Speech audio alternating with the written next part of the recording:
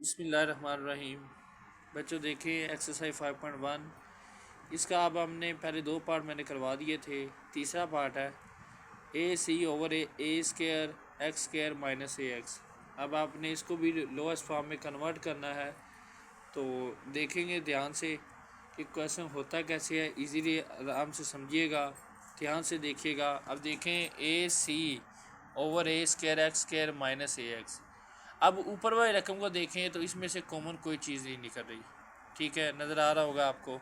तो आपने नीचे वाली रकम को पहले देख लें, ए सी ओवर, अब ए स्केयर एक्स स्केयर है माइनस ए एक्स है। अब इसमें से कॉमन क्या चीज़ आ रही है? ए भी कॉमन आ रहा है और एक्स भी कॉमन आ रहा है। ठीक है, अब ए एक्स आ जाएगा, अब प्लस माइनस माइनस आ जाएगा, ए एक्स कैंसिल हो जाएगा तो ये 1 आ जाएगा हमारे पास। ऐसे ही अब देखें, अब हमारे पास जो रकम बच गई है वो ए सी आ गया है। अब ए एक्स है और ए एक्स माइनस 1 है। वही सेम मैंने वैसे इस दफ़ा समझाने के लिए लिखा है कि आपको समझ आ जाए कि क्वेश्चन किया कैसे है। अब ए से ए क्या हो जाएगा? कैंसिल हो जाएगा। बकिया जो चीज़ हमारे पास बच गई सी ओवर एक्स आ गया, ए एक्स माइनस 1। ये जो हमारा क्वेश्चन नंबर 3 था ये भी सॉल्व हो गया। अच्छा जी बच्चों, अब देखिए 4 पार्ट है, वो लिखा हुआ है 15 ए स्केयर बी स्केयर सी ओवर 100 इंटू ए स्केयर माइनस ए स्केयर बी। तो इसको भी आपने बस लोएस्ट फॉर्म में कन्वर्ट करना है।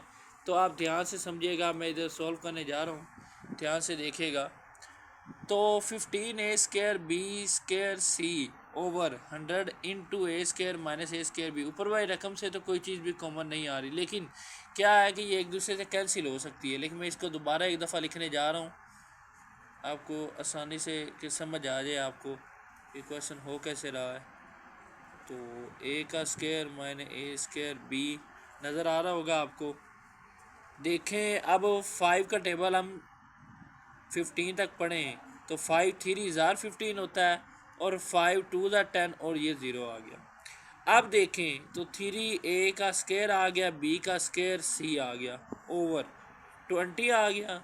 अब ए का स्केयर माइनस ए का स्केयर बी आ गया। ऐसे ही मेरा बच्चों, अब देखें तो नीचे वाली रकम को देखें अगर आपको, तो उसमें से एक चीज़ कॉमन आ रही है।